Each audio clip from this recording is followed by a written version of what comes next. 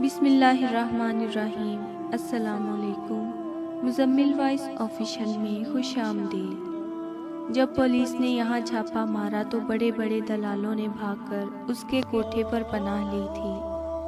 شریف شرفا کی بہنوں بیٹیوں کو سرے عام برہنہ کرنے پر، منہ پر تھپڑ مارنے، چادر چار دیواری کا تقدس پامال کرنے، مغلظات بکنے اور بے انتہا ظلم کرنے والے نام نہاد قانون کے محافظوں میں ایک طوائف کی دہلیز پار کرنے کی جرت نہیں ہوئی تھی۔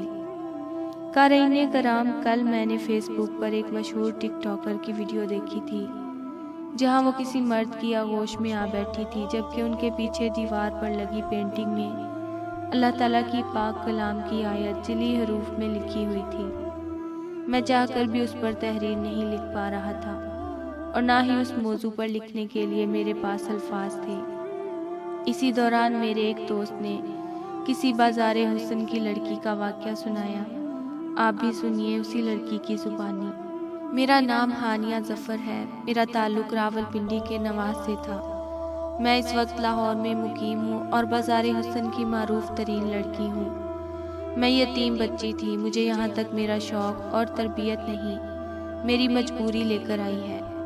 میرا بھائی جو جلال نامی کسی وڈیرے چودھری کے ڈیرے پر کام کرتا تھا، کافی عرصے سے چودھری جلال نے میرے بھائی کو تنخواہ نہیں دی تھی۔ جب تقریباً 5 ماہ کی تنخواہ چودھری نے نہ دی تو میرے بھائی نے چودھری کا کام کرنا چھوڑ دیا اور مزدوری کرنے لگا۔ دوسری طرف ظالم چودھری میرے بھائی کو مفت میں کام کرنے پر مجبور کرتا رہا، جبکہ میرا بھائی مسلسل انکار کرتا رہا۔ چودھری جلال نے میرے بھائی کے انکار کو اپنی انا کا مسئلہ بنا لیا اور مختلف طریقوں سے مجھے اور میرے بھائی کو تنگ کر کے مجبور کرنے لگا کہ میرا بھائی اس کے ڈیرے پر کام کرتا رہے۔ مگر جب کسی صورت میں چودھری جلال میرے بھائی کو اپنے ڈیرے پر کام کرنے کے لیے آمادہ نہ کر سکا تو اس نے اپنا اثر و رسوخ استعمال کرتے ہوئے میرے بھائی کو منشیات کے کیس میں پکڑوا دیا۔ پولیس والوں نے نہ صرف میرے بھائی سے منشیات برآمد کر لیں بلکہ مار مار کر اس سے ایک بالِ جرم بھی کروا لیا۔ جب میں اپنے بھائی سے ملنے گئی تو میرا بھائی پولیس تشدد کی وجہ سے نیم بے ہوشی کی حالت میں تھا۔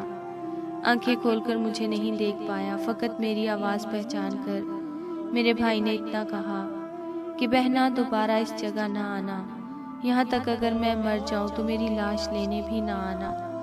میں زیادہ دیر اپنے بھائی کو اس حالت میں نہ دیکھ سکی اور آنسو بہاتے ہوئے باہر آ گئی۔ اس رات پہلی بار مجھے پتا چلا دلال صرف کوٹھے پر نہیں ہوتے بلکہ ہر جگہ ہوتے ہیں، کیونکہ اسی رات پولیس کا ایک دلال میرے پاس آیا اور مجھ سے کچھ رقم کی ڈیمانڈ کی، جس کے عوض نہ صرف وہ میرے بھائی پر تشدد کرنا بند کر دیتے بلکہ کیس بھی ہلکا ڈالتے تاکہ جلد ضمانت ہو سکے۔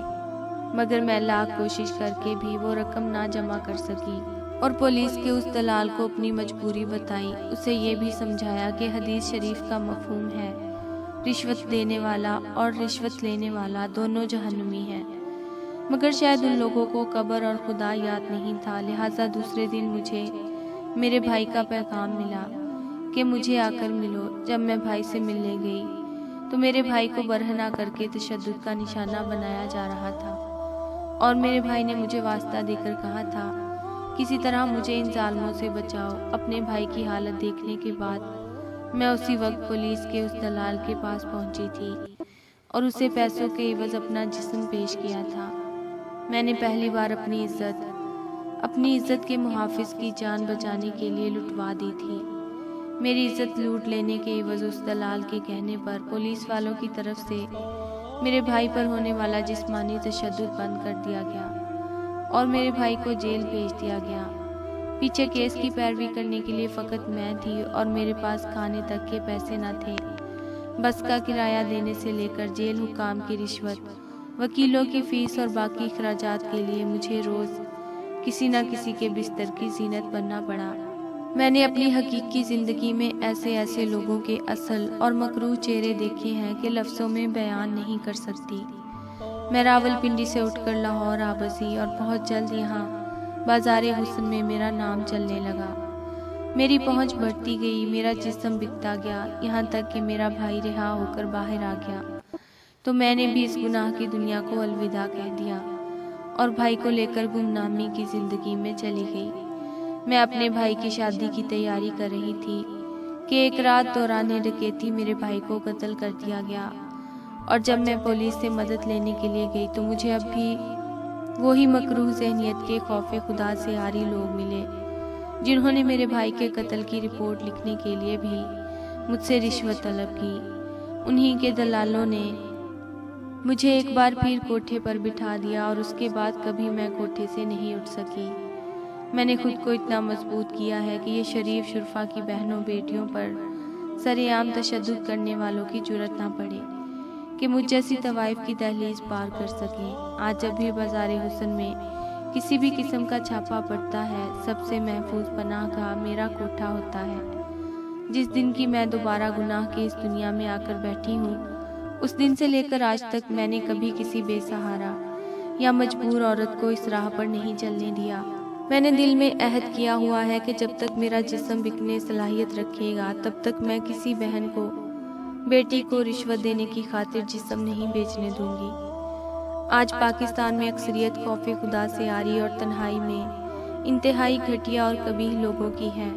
مجھے میرے علاقے کے ایسے لوگوں نے نوچا ہے جن کی بیٹیاں میری ہم عمر تھیں، جو لوگوں کی محفل میں بیٹھے ہوتے تھے۔ لگتا تھا یہ لوگ زمانے کے سب سے بڑے ولی ہیں۔ میں مجبوری کے دنوں میں ایسے لوگوں کے ہاتھوں بھی لٹی ہوں، جو لوگ کئی بار اپنے منہ سے مجھے بیٹی کہہ کر پکار چکے تھے۔ میں اپنی کہانی کے آخر میں نصیحت کرنا چاہوں گی کہ بھلے ہی آپ رشوت لینا نہ چھوڑو، آپ جانتے بوجھتے بھی کھل کر خدا اور اس کے رسول صلی اللہ علیہ وسلم کی حکم عدولی کرتے ہیں تو کرو، مگر مکافات عمل کے ڈر سے فقط اپنی رشوت وصول کرنے کی خاطر کسی کی بیٹی کو جسم بیچنے پر مجبور